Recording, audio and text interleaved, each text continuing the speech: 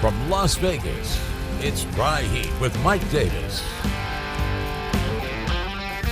Right now, I am joined by a legend. It's Butch Patrick from the Munsters. Yes, Eddie Munster himself. Let me start with you with this one, Butch, because when I went back, I was watching some of the episodes. Of course, I grew up watching the show. Everybody watched the Munsters as a kid. Here's what I can't believe. Such an iconic show, but when I went back and did some research, there's only 2 seasons of the Munsters. How is that possible? Well, a couple things. Number one, back in the mid-'60s, it was not uncommon for shows to run 2 or 3 years. And very popular shows at that. Gilligan's Island, Lost in Space, Star Trek, The Honeymooners, 32 episodes or something similar. So we did so many episodes a year back then that they would get a pretty good package together for syndication. Even though syndication wasn't the norm, the powers that be at the studios were hoping to get 100 episodes, and most 2 to 3 year shows got into that arena, into the realm of a syndication package. In our case, the Leave It to Beaver people did the Munsters, and although the Beaver went 6 years, we only went 2 years, and then we did a movie afterwards, which kind of gave us enough of a oomph to go on. And Fred and Al were from New York, and the ratings were suffering a little bit, so a combination of several things led us to only do 2 years. Yeah, so that's fascinating because, it is one of those iconic shows, but it did catch steam and become more popular later on. So why do you think it resonated with the public so much after the fact? Well, number one, it was entertaining. It was funny. It was very different. It was one of a kind. So, whether or not you enjoyed monsters, you would watch the show. If you enjoyed comedy, you'd watch the show. It was a sitcom, and it was family-based and had good family values. Some interesting special effects. It had a lot of little hooks going on in it, but mainly it was well written and it was well produced, and we had a good cast. Yeah, really a remarkable cast. Of course, Fred Gwynne as Herman Munster. You have Grandpa Al Lewis, who was just hysterical. But, of course, a lot of the show's about Marilyn. And I didn't even realize this going back to watch some episodes and do some research. There was actually 2 Marilyns. You had Beverly Owen, and then you also had Pat Priest, who did a bunch of episodes. So very fascinating. There was a change. What was the deal with that? Why did we go from Beverly Owen to Pat Priest? She went out to do a pilot, and she was a New Yorker. She was in love, and her agent pretty much crossed her up and told her, you'd only be there for a week, go out for the paycheck and the credit, and you'll be home. And what happened was she landed on a hit series and was stuck out there. And she was very unhappy. So, oh my God. Yeah, after 13 weeks, Fred and Al went to the producers and they said, you got to let this girl go home. This is almost like harsh and unusual punishment to her. And they said, no way, she's an integral part of the show. We're not letting her go. And Fred and Al, being the New Yorkers, and they go, well, we'll make you an offer that you can't refuse, so to speak. You either let her go or we'll quit, and you won't have a show at all. So make arrangements to bring in a new blonde. And that's what happened. Wow. Yeah, it's crazy because I went back and watched some episodes and, listen, I mean, let's just be real. Beverly Owen was smoking hot. And I read somewhere that you actually had a crush on her with taping. So just tell me, what was it like just being in the orbit of Beverly Owen when you're a young boy going through puberty? It must have been crazy. Well, you got to remember, I'm 11 years old. I started when I was 10. We went on the air. I had turned 11, and little boys around that age have crushes. I had a crush on my 5th grade teacher, right? But Beverly Owen was quite the dish, and she was very sweet and very kind, and I just was enamored with her. I had a very big crush on her, no doubt. Not that Pat Priest wasn't wonderful, but for some reason I was a little smitten by Beverly. Yeah, it's not that, Pat Priest, beautiful woman, but Beverly Owen just had more of a youthful look, and I think it played well. And she was just striking, but it played well with the whole cousin dynamic. But, what's really, truly genius is just the concept of Cousin Marilyn being considered grotesque by the Munster family. Drop dead gorgeous to everybody else, but within the family, the Munster family, they just think she's, grotesque. That concept, brilliant. Tell me what you think about that and how big of a role how that functioned within the storytelling of the show. It was, and and people that are really really big fans of the show may or may not notice this, but the show shifted, in my opinion, quite dramatically when Beverly left the show. The original 13 episodes, the premise was much more about Marilyn Munster in the foreground, in the forefront, I should say, and the family being behind the scenes, and the whole storyline was always about Beverly trying to find love. Yeah, Her no, it's boyfriend's true. and her boyfriend's coming to the front door, her dates, I should say, and see the family, they run away and panic. She goes, "Oh, Uncle Herman, what's wrong with me?" And then they go like, "Oh, no, they're there, dear." And then when Pat came on the show, it became a little bit more about Herman and Lily and Grandpa and Eddie, and Marilyn became a little bit more of a sidebar. Yeah, I mean, listen, in today's age, I mean, just to be truthful here, the first 15 episodes, it's basically like the storyline is, a dude's trying to bang Marilyn, and he's got to go home and meet, Herman Munster. It was, and Pat was, Pat was great, but Pat will be the first one to tell you that, she didn't get as much dialogue as she would have liked. And another thing happened too was the Eddie character, a lot of times, except for like the Leave It to Beaver was groundbreaking, and it was really the first sitcom that featured the kids as the stars and the family unit as the secondaries, as a supporting role. And what happened with Fred and I, they started noticing that we had a chemistry, and the father and son shows started to rear their head, where I would volunteer my dad for something he would not want to disappoint. He would go out. We would have these father and son moments, and it evolved into several shows that featured Eddie and Herman, which was really great for me, because a lot of times kids become the second Marilyn situation. They're not quite centerpiece. Butch, tell me kind of from the beginning here, because what I read is that you were noticed from an audition that your sister was actually, in fact, on. And is that how it went? She was out for an acting audition, and then you somehow got noticed. Is that correct? Right. What it was is she was 3 years old. She was just going up for a photography shoot to supply the agent with some photos for they were looking to do from print modeling. And there was a gentleman named Amos Carr, who was the go-to child photographer at the time in Hollywood, studio in Hollywood Boulevard, and all the working kids had Amos Carr composites. So when he was done with my sister, he looked over at me and he goes, "I kind of like the look of Butch. You mind if I put this hat on him and take a few photos for my files?" And my mom goes, "No, not at all." So he took a picture, he put it in the window of his studio, and a couple weeks later, a producer and a director were walking by, and they were in the midst of casting a movie. Still hadn't found the youngest son of Jane Wyatt and Eddie Albert, and the younger brother of Brenda Lee, for a little 20th Century Fox movie. So they inquired, and he said, "Well, he's not an actor. He was just in the in my studio." And they go, "Well, do you know how to get in touch with him?" And he goes, "Oh yeah, of course. I can give you her agent's number, and through her, you'll find him." And one thing led to another. They tracked me down, and I went on an interview and got the movie. No experience necessary, and that's how my career started. More Dry Heat after the break.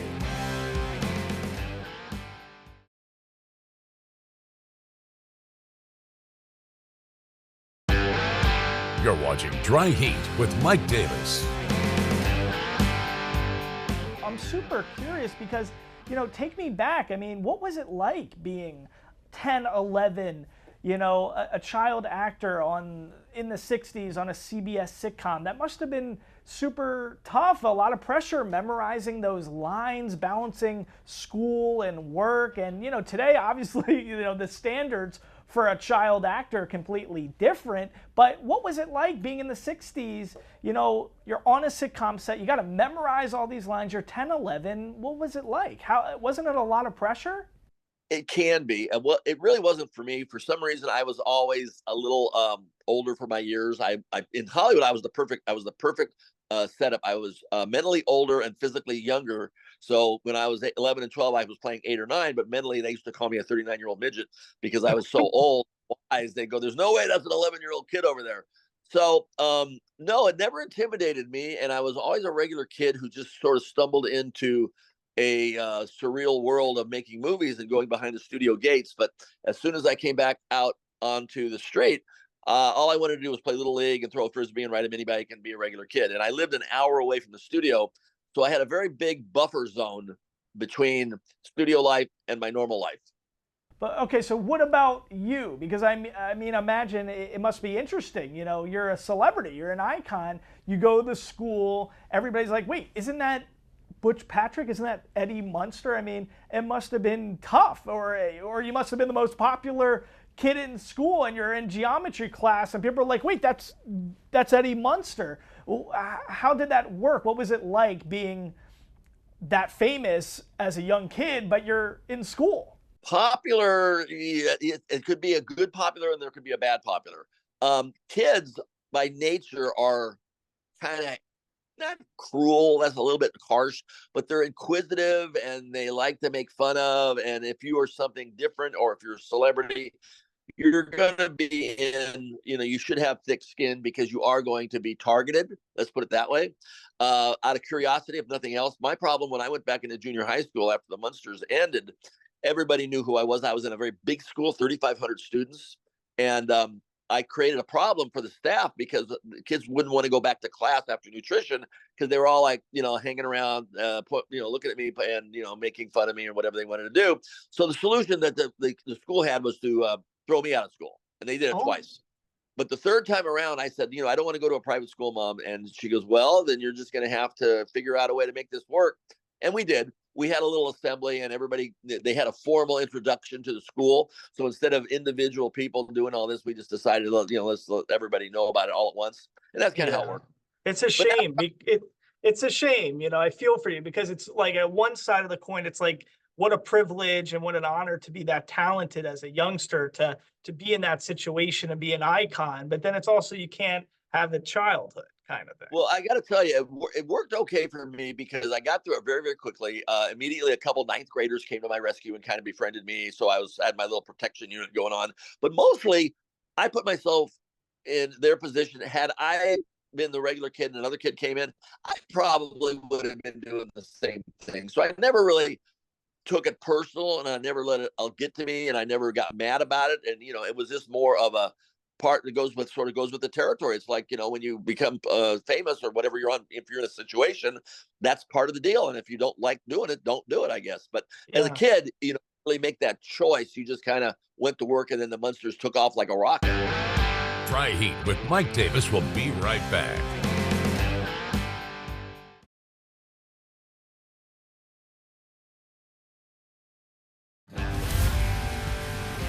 Listen, you guys love Harry Potter. Everybody loves Harry Potter. I remember when my parents were begging me to read something, to do something constructive. So what did they do? They went to Barnes & Noble. They got me the Sorcerer's Stone, the first Harry Potter. And of course, you fall in love with the characters, the voice, the writing, and then all the movies, right? Well, guess what? There's 7 books. But here in Las Vegas, you can see all 7 books like this. We're gonna make it a sandwich. It's condensed into 70 minutes. A great 70-minute show here at the Horseshoe. It's called Potted Potter. Now, we have the 2 stars with us here right now, James and Toby. Toby, you're a newbie. Yeah.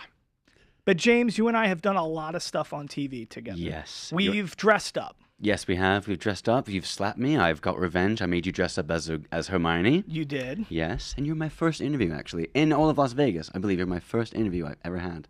And thank you. It was a lot of fun. We've done it multiple times. When I go around town, when I'm at Albertsons, when I'm at Smith's, when I'm at Trader Joe's, do people come up to me and say, you are almost as hot as Emma Watson, as Hermione? Do people say that to me? No. But do I feel it occasionally? Listen, yes. 6 years of shows. Yeah. You have about how many under your belt, James? Honestly, close to maybe 1,200, maybe 1,300. 1,300 shows. Yes. And I just want to say a quick point before we get to Toby, because listen, true acting, the art of acting, when you think of Laurence Olivier, you probably think of somebody like me. That wasn't funny. When you think of Gregory Peck, and just somebody who just oozes masculinity, intellect, just a delicate elegance. Yes, that is not our show. But what I'm trying to say is when you think about the stage and true actors, the Laurence Oliviers of the world, well, it all kind of stems from this English notion of theater with Shakespearean theater where it was raw. It was these tremendous actors playing a multitude of roles, dispersing incredible amount of script and words on a live stage to an audience. And that's kind of what is living at the Horseshoe right now with Potted Potter. James, the amount of words that come out of your mouth. Goodness me. Yeah. I mean, the amount of just knowing this stuff down hard. Yeah. It really does liken and feels a lot like Shakespearean theater to me. Yeah, it is, and that's a fair assumption actually. There's and actually to Shakespeare's credit, like breaking the fourth wall, right. The show is also very interactive as well. Like we love that, if we probably speak. Well, we speak a mile a minute, actually, because we have to do, it's 70 minutes of just so many words and so many costume changes. It's truly, truly fun to do. And, we encourage the audience to, boo and hiss and yay, like all that stuff. It's actually has its roots in British pantomime, actually, which Toby has some experience doing, actually, a traditional English pantomime. It is... Yeah, it is. The concept of the show is pretty much just pantomime. Pantomime in the UK means something a little different. It's all about like larger than life characters and getting the audience involved. And it's every single Christmas, every theatre across the UK will do a Christmas show, which is a pantomime, and it's all about men dressed as women dressed as men, and just being loud and childish and silly, and it's family friendly, and that's essentially what our show is: loud, childish, and silly. And that's what you are. You are loud. I'm childish, and I'm silly. And you're very listen, silly, yes. It's funny that you bring up Christmas, because Christmas is kind of where it all started for you. So you're English, you're Scottish. I'm sorry, but you guys are working together brilliantly. Just to talk a little bit about your backstory, Toby. So you're Scottish, you're auditioning for things. You had a couple little things here and there that you were a part of, but you're a stock boy at a supermarket, and you get a call from your agent for an opportunity with a Christmas show with the creators of Potted Potter. Explain that to us. Yeah, so Dan and Jeff, who wrote this show, they went on to write a Christmas show, and my agent contacted me and said, hey, they want you to audition for the swing role for this Christmas show. So I went and I did it. It was terrifying. I didn't know how it went in the audition. I read for the straight man part, and they went, do you want to read for the clown part? And I was, all right, cool. And sort of went back up to Edinburgh from London and forgot about it, and then got cast in it. And then they liked me so much, they just went, hey, do you want to do Vegas? And I was like, do I? Yes. More dry heat after the break.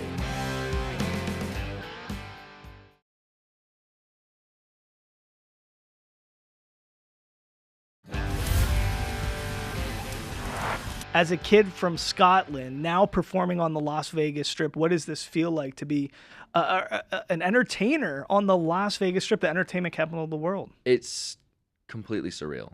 It hasn't really sunk in. I mean, even driving to the studio today, I was like, oh my God, we're in Vegas. This is crazy. Yeah. Like, I would never have imagined a year ago that this is where I would be. And I'm just going to ride the high because it's great. 6 days a week at the Horseshoe. Wednesdays it's dark. You can go see Potted Potter, Horseshoe Las Vegas. It's incredible stuff. And James, your background is fascinating as well, because you're delivering these lines, your performance, and the amount of stuff that you got to handle. It's pretty remarkable. You got a lot on your plate, you studied at SCAD. You're from English. You went to SCAD. Yes. You also did a lot of Second City work. Tell us a little bit about the Del Close method, the yes and how things from SCAD and Second City really inform your performance here and what you're able to do on the stage. I honestly would not be where I am if it wasn't for that background and that training and stuff. A lot of what Second City teaches is like a lot of character-based stuff. It's how do you affect the other person? How do you affect your how does your character affect the other character, and vice versa? Acting is reacting, and so like with all the Second City training and stuff, for this it helps out because our characters are luckily, they are so different. They are so different. Our approaches to the Harry Potter books are just, they're perpendicular. They are not aligned. So a lot of where the comedy also comes from in our show is what I know to be true about Harry Potter, and what we all expect about Harry Potter is just corrupted by everything that Toby does, because he knows nothing about Harry Potter. And I think true to form, are you a huge Harry Potter fan outside? I've seen the movies. Okay, seen the movies, okay. but I haven't read the books. But it's a brilliant construct, because it's just funny to have somebody who's so well versed than somebody who just looks like they got plucked from a CVS, from a supermarket, right, from a stock boy. Yeah, yeah. And that's just what is good for the audiences as well. Because if you're a huge Harry Potter fan, then you'll, not that we're picking sides, but you'll be more inclined to want things to go right in the show.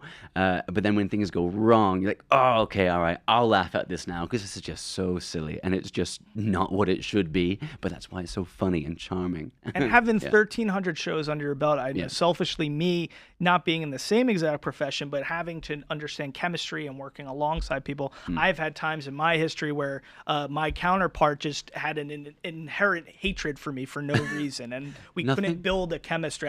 Nothing comes to mind. I wish, but this Laurence Olivier, Jewish Laurence Olivier, steps in the Tyler, Texas, and you would think, but no, seriously though, there is something about chemistry and working together and being teammates. Yeah. How did this come together and to be because you had about 2 weeks, I think, of rehearsal time. So I was going to say very quickly it came together. Yeah. So how did you guys, just develop that chemistry to be able to do this night in, night out on stage? He had 2 weeks of rehearsal without me. Actually, in London. I didn't rehearse with him in London. I met you, and then 2 days later we were performing. Yeah. Wow. And I think it's just a stroke of luck that we get on so well. And when we're having fun, I trust him completely on stage, which is very important. Right. And if either of us drop lines, which sometimes in the chaos and the improv and the confusion, you miss things, the other person will pick up the slack. Thank you so much for watching Dry Heat with Mike Davis. Go to our YouTube page, Silver State Sports, to hear our complete interviews.